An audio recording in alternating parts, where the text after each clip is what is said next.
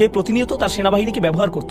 সে তার সেনাবাহিনীকে ব্যবহার করত জনগণকে নিয়ন্ত্রণ করার জন্য। কোরআনে আল্লাহ তার একটা অন্যতম রাজনৈতিক কৌশলের বর্ণনা করেছেন। তিনি বলেছেন, আলা ফিল আরদ ওয়া জাআলা আহলাহা শিয়াআন, অর্থাৎ সে তার রাজত্বে সুউচ্চ ক্ষমতা বজায় রেখেছিল, আর সে নিশ্চিত করেছিল যাতে জনগণের মাঝে বিভক্তি সৃষ্টি হয় না। তো পরবর্তী সর্বোত্তম পন্থা কোনটি? আমরা তাদেরকে সামরিকভাবে দমন করতে পারছি না, আমরা শুধু এটা নিশ্চিত করব যে আমাদের নিজেদের লোকেরা এবং যারাই বাইরে থেকে আমাদের কাছে আসে, অর্থাৎ বিশ্ব, যাতে তাদের প্রতি আমাদের দেখানো পন্থায় দৃষ্টিপাত করে। কিভাবে তারা তাদেরকে দেখবে? কৌশলটি ছিল ফাকালু সাহিরুন কাযাব, অর্থাৎ মূসা হলো জাদুকর, সে একজন মিথ্যাবাদী। এই মানুষগুলো মিথ্যাবাদী, তাদেরকে বিশ্বাস করা যায় না। সে যেই মানুষদের প্রতিনিধিত্ব করছে তারা মিথ্যাবাদী। সংবাদ মাধ্যমের এই গোটা প্রচারণা ফেরাউন সৃষ্টি করেছিল, এটা নিশ্চিত করার জন্য যে সবাই যাতে বিশ্বাস করে যে ফেরাউন আর তাদের লোকেরাই আসলে হুমকির মুখে রয়েছে। বনী ইসরাইল এবং মূসা। আজকের খুতবাটি এমন কিছু আয়াতের জন্য উৎসর্গকৃত যা সূরা গাফিরের অন্তর্ভুক্ত।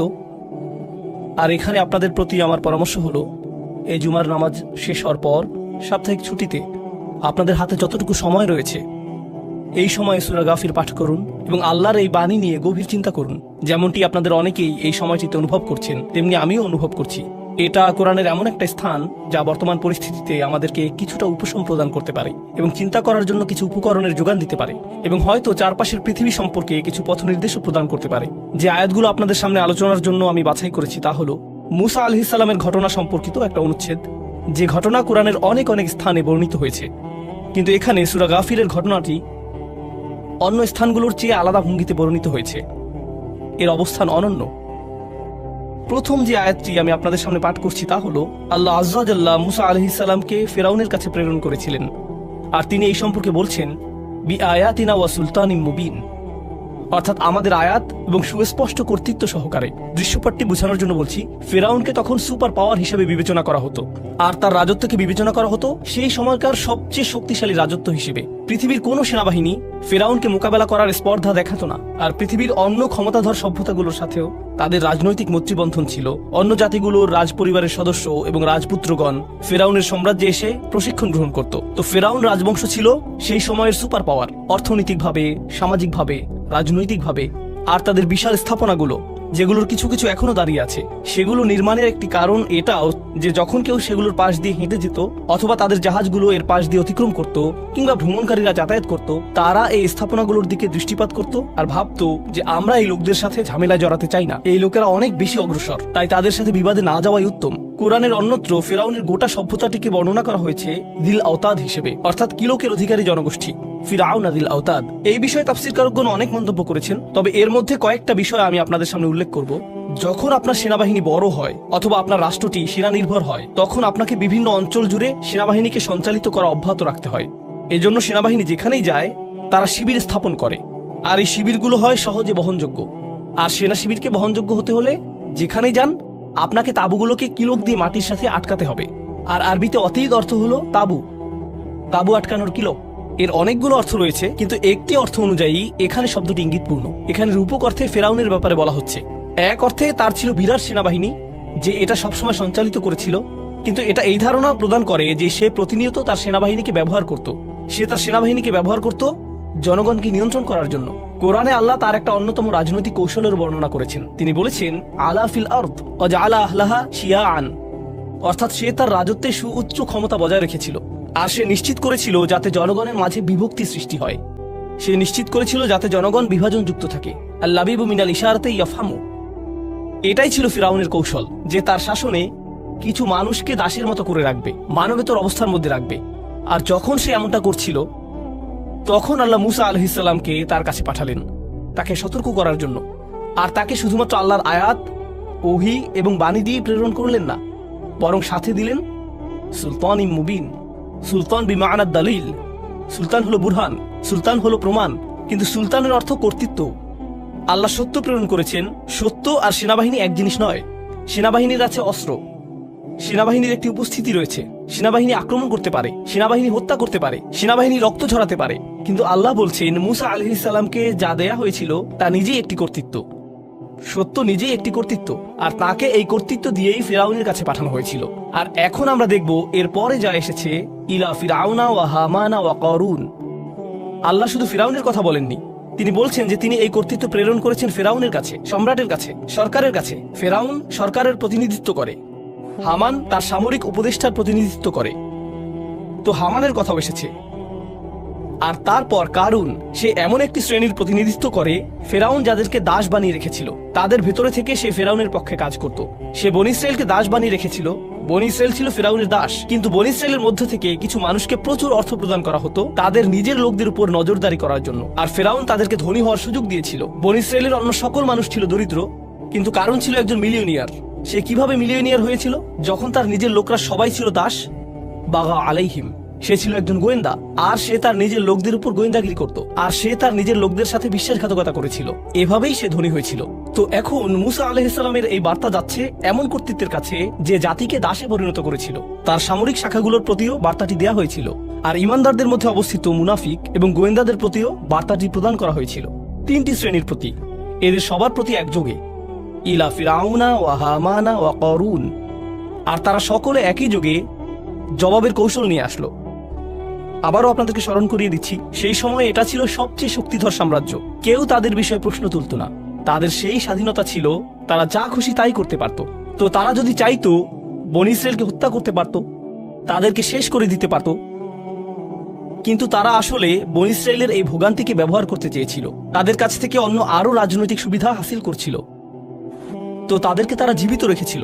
এটা অসুবিধাজনক, কিন্তু তাদেরকে জীবিত রাখতে হবে, কারণ তারা তাদেরকে দাস হিসেবেও ব্যবহার করত, আর তাদের নিজেদের পক্ষে নির্দিষ্ট কিছু কৌশলী কাহিনী তৈরি করেছিল। তো এটা ছিল রাজনৈতিক কৌশল। ফেরাউন যদি তার নিজস্ব পন্থায় কাজ করত, তাহলে তাদেরকে শেষ করে দিত, কিন্তু ঠিক তখনই সে এটা করতে পারছিল না। তো পরবর্তী সর্বোত্তম পন্থা কোনটি? আমরা তাদেরকে সামরিকভাবে দমন করতে পারছি না, আমরা শুধু এটা নিশ্চিত করব যে আমাদের নিজেদের লোকেরা এবং যারাই বাইরে থেকে আমাদের কাছে আসে, অর্থাৎ বিশ্ব, যাতে তাদের প্রতি আমাদের দেখানো পন্থায় দৃষ্টিপাত করে। কিভাবে তারা তাদেরকে দেখবে? কৌশলটি ছিল ফাকালু সাহিরুন কাযযাব, অর্থাৎ মূসা হলো জাদুকর, সে একজন মিথ্যাবাদী। এই মানুষগুলো মিথ্যাবাদী, তাদেরকে বিশ্বাস করা যায় না। সে যেই মানুষদের প্রতিনিধিত্ব করছে তারা মিথ্যাবাদী। সংবাদ মাধ্যমের এই গোটা প্রচারণা ফেরাউন সৃষ্টি করেছিল, এটা নিশ্চিত করার জন্য যে সবাই যাতে বিশ্বাস করে যে ফেরাউন আর তাদের লোকেরাই আসলে হুমকির মুখে রয়েছে। বনী ইসরাইল এবং মুসা আলাইহিস সালামই হলেন হুমকির কারণ। ওয়ায়াদহাবা বিতরিকাতিকুমুল মুসলা, অর্থাৎ না না না, এই লোকেরা তোমাদের জমি দখল করে নিতে চায়। ইউরিদু আন ইউখরিজাকুম মিন আরদিকুম বিসিহরিহি, অর্থাৎ সে তার নিজের লোকদের, তার সরকারের লোকদের বলতো যে এই লোকগুলো ভয়ঙ্কর, তারা তোমাদের জমি থেকে তোমাদেরকে উচ্ছেদ করতে চায়, তাদেরকে নজরদারিতে রাখো। তোমরা বলো যে কিভাবে এদেরকে শায়েস্তা করব। সে এই মিথ্যা প্রচারণাটি উদ্ভাবন করেছিল এটা নিশ্চিত করার জন্য যে তার নিজের লোকরাও যাতে বিশ্বাস করে যে এই লোকেরাই হলো হুমকির কারণ, এরা ভয়ঙ্কর। আমরা যদিও এখন সূরা গাফিরে রয়েছি, কিন্তু আল্লাহ সূরা কাসাসে বর্ণনা করেছেন ফিরআউনের ক্ষমতা ছিল, তার ছিল সবচেয়ে ক্ষমতাধর সেনাবাহিনী, সকল নিয়ন্ত্রণ ছিল তার কাছে। আর সে এই লোকদের অবরুদ্ধ অবস্থায় রেখেছিল। তাদের বসবাসের এমন অবস্থা ছিল, আপনি যদি কোরআন এবং বাইবেলে উল্লেখিত বনী ইসরাইলের বর্ণনা দেখেন, তাহলে আপনি এটাকে বলবেন উন্মুক্ত কারাগার। এটাই আপনি বলবেন। এই অবস্থাতেই সে তাদেরকে রেখেছিল। আর জানেন এটা সম্পর্কে আল্লাহ কি বলছেন? আল্লাহ বলছেন যে তার জন্য আল্লাহর একটি পরিকল্পনা রয়েছে। অনুরিয়া ফিরআউনা ওয়া হামানা ওয়া জুনুদাহুমা মিনহুম মা কানু ইয়াহযারুন। আল্লাহ ফিরআউনকে, হামানকে এবং তাদের সেনাবাহিনীকে দেখাতে চেয়েছেন এমন জিনিস যার ভয় তারা সবসময় করত। আল্লাহ তাদেরকে দেখাতে চেয়েছেন যা তারা ভয় করত। এই আয়াতটি চমৎকার, কারণ এখন আল্লাহ আমাদেরকে বলছেন যে ফিরআউন আতঙ্কিত। তোমার কাছে সেনাবাহিনী রয়েছে, তারা হলো দাস। তোমার কাছে সকল অস্ত্রশস্ত্র রয়েছে, তারাই হত্যার শিকার হচ্ছে, তারাই ক্যাম্পে রয়েছে, আর তুমি পৃথিবীর সর্ববৃহৎ প্রাসাদে রয়েছে। তোমার কাছে সকল নিরাপত্তা রক্ষী রয়েছে, সকল সংবাদ মাধ্যমের মালিকানা তোমার, আর তুমি এখন ভীত। তুমি রাতে ঘুমাতে পারো না, তুমি দুঃস্বপ্ন দেখছো। ভেতরের এই খবর একমাত্র আল্লাহই দিতে পারেন। কেউ জানতো না যে সেই সময়ের সবচেয়ে ক্ষমতাধর মানুষটি আতঙ্কিত অবস্থায় ঘুমাতে গিয়েছে, এমন মানুষদের ভয়ে যারা ছিল আপাত দৃষ্টিতে ক্ষমতাহীন। মা কানু ইয়াহযারুন। তো এখন এই আয়াতগুলোতে ফিরে আসছি।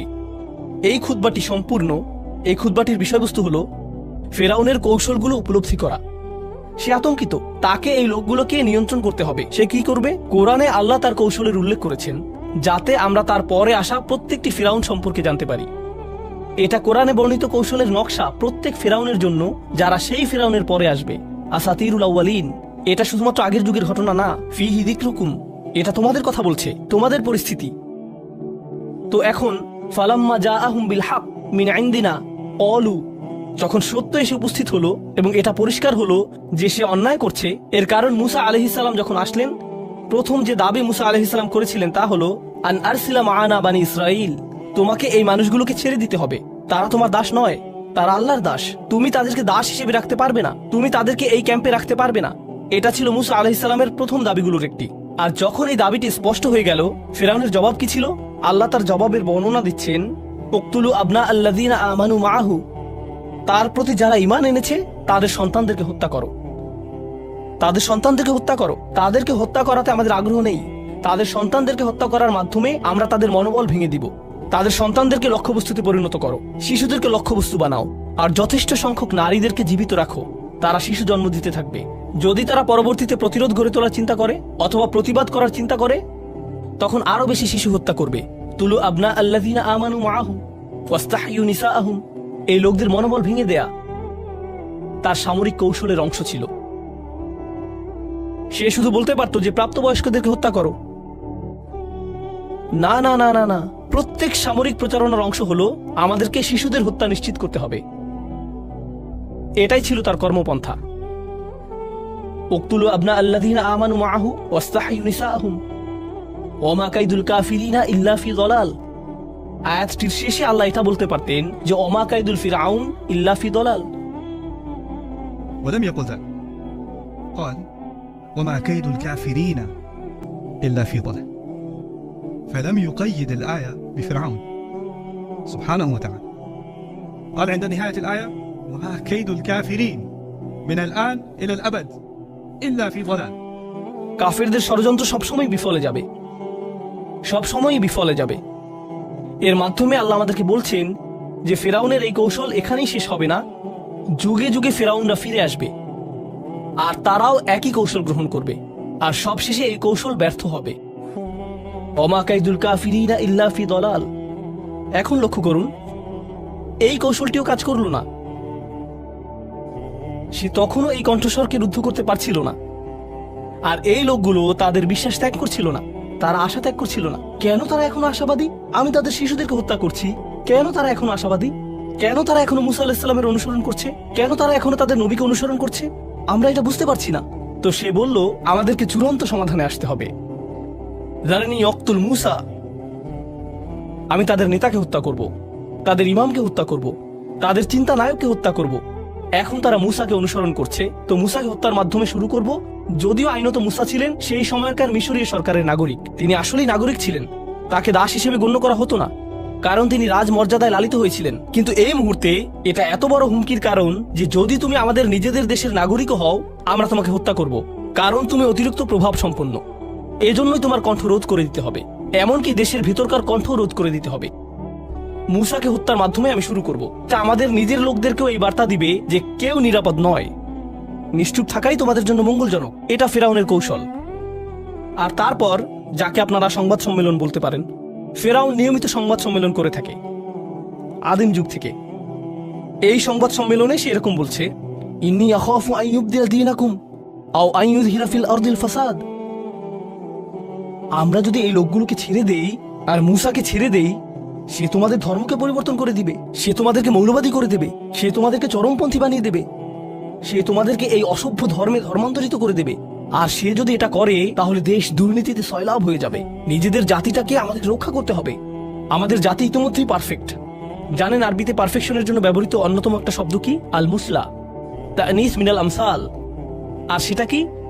সেটা এরকম, অন্য দেশের অন্য মানুষরা আমাদের দিকে লক্ষ্য করে বলবে, ও মাই গড, তারা সবার সেরা, আমরাই সেরা, সবাই আমাদের উদাহরণ দেয়। আর এই মুসা, এই হারুন, তাদের এই ধর্ম এবং তাদের অনুসারীরা, এই লোকগুলো এতটাই বিপজ্জনক যে এরা আমাদের জাতীয় পরিচয়কে ধ্বংস করে ছাড়বে। আমাদের জাতীয় পরিচয় হলো সবার ঊর্ধ্বে। তোমরা যদি তোমাদের দেশকে ভালোবেসে থাকো, তাহলে এই লোকগুলোকে তোমাদের ধ্বংস করতেই হবে, বিশেষভাবে তাদেরকে যে তাদের নেতৃত্ব প্রদান করছে। নেতাকে দিয়ে প্রথমে শুরু করাও, এটা তাদের মনোবল ভেঙে দিবে। যদি শিশু হত্যা তাদের মনোবল ভাঙতে নাও পারে, তাহলে তাদের নেতা, তাদের চিন্তা নায়ক, তাদের সংগঠক, আর এই ক্ষেত্রে তাদের নবীকে প্রথম হত্যা করো, তাকে আমাদের রাস্তা থেকে সরিয়ে দাও। এরপর তারা কি করবে? তাদের কোনো নেতা থাকবে না, তারা শিক্ষা পাবে যে কিভাবে দাস হয়ে থাকতে হয়। এক পর্যায়ে ফিরআউনের ধৈর্যচ্যুতি ঘটল। সে বলল, এখন আমাদের পদাতিক আক্রমণ শুরু করতে হবে। এটাই সে বলেছিল। আর সূরা শুআরাতে যখন সে এটা বলছিল, সে আসলে তার সেনাবাহিনীতে একটা ঘোষণা করেছিল সে তার সেনাবাহিনীকে জড়ো করলো আর তাদেরকে একটা উদ্দীপনামূলক বক্তব্য দেওয়ার মনস্থ করলো। উদ্দীপনামূলক বক্তব্য, কারণ তারা একটি শত্রুর মুখোমুখি হতে যাচ্ছে। আপনারা জানেন যে যখন আপনি শক্তিশালী কোনো শত্রুর মোকাবেলা করতে যান তখন এমন বক্তব্য প্রদান করেন যে তারা হয়তো আমাদের চেয়ে অনেক বেশি শক্তিশালী, কিন্তু আমরা লড়াই চালিয়ে যাব এবং আমরা ন্যায় বিচারের জন্য লড়াই করব। কিন্তু তারা অধিক শক্তিশালী কোনো শত্রুর সাথে লড়াই করতে যাচ্ছে না, তারা বেসামরিক মানুষদেরকে দমন করতে যাচ্ছে, তারা বনী ইসরাইলকে দমন করতে যাচ্ছে। আর তাদের যুক্তি হলো, যদিও তাদের সবাই বিশ্বাস করে না, কিছু সংখ্যক বিশ্বাস করে, তাদের সকলকে হত্যা করার বৈধতা হিসাবে এটুকুই আমাদের জন্য যথেষ্ট। বনী ইসরাইলের বাকি এই সদস্যরা হলো শুধুমাত্র মানব বর্ম, এদের সবাইকে শেষ করে দাও। তার সেই বক্তব্যটি কি ছিল? সূরা শুআরা, ইন্নাহা উলা ইলা শিরদিমাতুন কলিলুন, অর্থাৎ এরা হলো নগণ্য, ক্ষমতাহীন, অকর্মণ্য একটা সম্প্রদায়। ওয়া ইন্নাহুম লানা লাগাইযুন, অর্থাৎ তারা আমাদেরকে রাগান্বিত করেছে। তোমরা কি রাগান্বিত নও? সে তার সেনাবাহিনীকে ক্ষুব্ধ করে তুলছে। এই পোকামাকড়গুলোকে আমরা শেষ করে দিব, এই জানোয়ারগুলো থেকে আমাদের দেশকে পরিচ্ছন্ন করব। ওয়া ইন্না লা জামিউন হাযিরুন, অর্থাৎ এবার আমরা আমাদের সকল সতর্কতা অবলম্বন করব। আমরা নিশ্চিত করব যাতে এই পরিকল্পনা পুরোপুরি বাস্তবায়িত হয়। এই বক্তব্যটি সে তার সেনাবাহিনীকে দিচ্ছে। এটা ছোট সমস্যা, এটা নগণ্য সম্প্রদায়, আমরা এই সমস্যাটাকে শেষ করে দিব একেবারে এবং চিরতরে। আসো তাদেরকে শেষ করে দেই। তো এটাই সূরা শুআরাতে তার বক্তব্য। সে তার লোকদেরকে বলছে যে যদি এই লোকদেরকে ছেড়ে দেওয়া হয় তাহলে তাদের জাতীয় নিরাপত্তা হুমকির মধ্যে পড়বে। সে তার লোকদেরকে জানাচ্ছে যে এই মানুষগুলো হুমকির কারণ, তাদের দেশে দুর্নীতি, সহিংসতা সৃষ্টি হচ্ছে। আইয়ুযহিরা ফিল আরদিল ফাসাদ, আমি তাদেরকে হত্যা করছি কারণ এটা দেশের জন্য ভালো। তোমরা যদি তোমাদের দেশকে ভালোবাসো, আমার সাথে মিলে তোমরা তাদেরকে হত্যা করো। সে গণহত্যাকে জাতীয় স্বার্থে পরিণত করেছিল, জাতীয় স্বার্থে। আল্লাহ কোরআনে বর্ণনা করছেন, যায়্যানা লাহুমুশ শাইতানু আমালাহুম, শয়তান সবচেয়ে জঘন্য জিনিসকে সৌন্দর্যমণ্ডিত করে উপস্থাপন করে। আমার ধারণা ফেরাউন হয়তো এমন বক্তব্য দিয়েছে যে মিশরের নিজেকে প্রতিরক্ষা করার অধিকার রয়েছে, আর মুসা এবং তার অনুসারীদের এই ইসলামিক হুমকির বিরুদ্ধে আমরা নিজেদেরকে রক্ষা করব। আমরা সেখানে যাব আর এই হুমকিকে নিশ্চিহ্ন করে দেব। এটা সীমা ছাড়িয়ে গেছে, এটা দীর্ঘ সময় ধরে চলছে, আমরা দীর্ঘ সময় ধরে এটা সহ্য করছি, যথেষ্ট হয়েছে। আমরা যত সম্ভব সতর্কতামূলক ব্যবস্থা গ্রহণ করব। ওয়াকালা রাজুলুম মুমিন মিন আলি ফিরআউন, আসলে এরও আগে এসেছে, ওয়াকালা মুসা ইন্নী উযতু বিরব্বি ওয়া রাব্বিকুম মিন কুল্লি মুতাকাব্বিরিন লা ইউমিনু বিয়াউমিল হিসাব। গণহত্যার এই প্রকাশ্য ঘোষণার জবাবে মুসা আলাইহিস সালাম বললেন, আমি আশ্রয় চাই আমার প্রভু এবং তোমাদের প্রভুর কাছে, প্রত্যেক অহংকারী স্বৈরাচারীর কাছ থেকে, যে সেই দিবসে বিশ্বাস করে না যখন তাকে বিচারের সম্মুখীন করা হবে। আমি আল্লাহর কাছে আশ্রয় চাই, আমি আমার প্রভুর কাছে আশ্রয় চাই। আর তিনি শুধু আমার প্রভুই নন, তিনি তোমাদেরও প্রভু, তোমরা যতই অস্বীকার করো না কেন। এটাই তিনি ফিরআউনকে বললেন। আমার খুতবার সময় শেষ হয়ে যাচ্ছে, কিন্তু আমি আপনাদেরকে শুধু শেষ একটি বিষয় বলবো। ফিরআউনের নিজস্ব প্রশাসনের ভিতরে এমন মানুষ ছিল যারা এটা আর সহ্য করতে পারছিল না।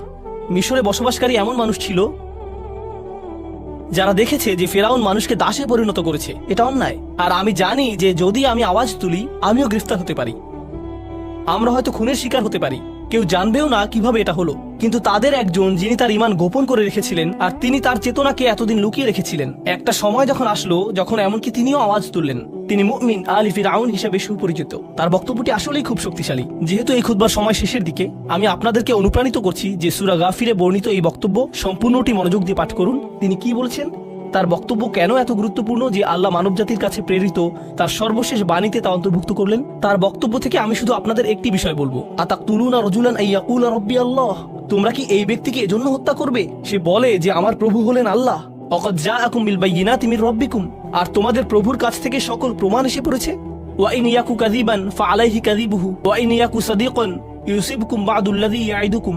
এই সমাপনী অংশটুকু নিয়ে আমি আপনাদের সামনে এটুকু বলতে চাই, ইন্নাল্লাহা লা ইয়াহদি মান হুয়া মুসরিফুন কাযযাব, অর্থাৎ আল্লাহ কখনোই হিদায়াত দিবেন না। আর হিদায়াতের অনেকগুলো অর্থ রয়েছে। একটি অর্থ হলো শুধু আধ্যাত্মিক পথ নির্দেশনা, আরেকটি অর্থ হলো আল্লাহ কখনো এই পরিকল্পনাকে সফলতা দান করবেন না। কার পরিকল্পনা কখনোই সফলতার মুখ দেখবে না? এমন কেউ যে অতিরিক্ত করে, যে কোনো কিছুর জবাবে অতিরিক্ততা দেখায়।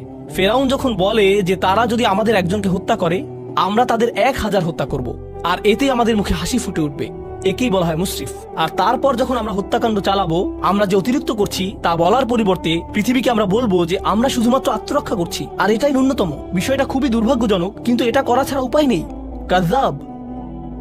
আল্লাহ বলছেন যে তিনি কখনোই এমন কারো ষড়যন্ত্রকে সফল হতে দিবেন না যে হলো মুসরিফ এবং কাযযাব। আর এভাবেই আল্লাহ বনী ইসরাইলকে, মূসা আলাইহিস সালামের অনুসারীদেরকে রক্ষা করেছিলেন। এটি আজকের যুগের মুসলিমদের ঘটনা না, এটা মুহাম্মদ রাসূলুল্লাহ সাল্লাল্লাহু আলাইহি সাল্লামের অনুসারীদের ঘটনা না, এটা বনী ইসরাইলের ঘটনা, যারা এক জঘন্য স্বৈরাচারের দাসত্বের বন্ধনে আবদ্ধ ছিল, যারা সেই বন্দিদশা অবরুদ্ধ ছিল। আর আল্লাহ এখানে আমাদেরকে এই পথ নির্দেশনা দিয়েছেন যে স্বৈরাচারদের আচরণ চিরকাল এমনটাই হবে, যাতে তারা, আমরা এবং অন্য সকলে স্বৈরাচারীদের চরিত্র সম্পর্কে জানতে পারি। বারাকাল্লাহু লি ওয়া লাকুম ফিল কুরআনিল হাকিম ওয়া নাফা'নি ওয়া ইয়্যাকুম বিল আয়াতি ওয়া যিকরিল হাকিম।